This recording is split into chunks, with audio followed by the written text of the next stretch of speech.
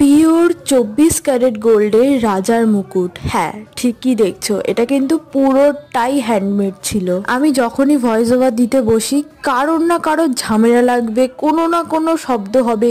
তেমন আজকেও আমার পাশে মানে আমার যাই না কোথায় প্রচণ্ড শব্দ হচ্ছে, এত ঝগড়া করছে, লিটারালি তোমরা যদি শুনে থাকো তো অ্যাভয়েড করে যাও।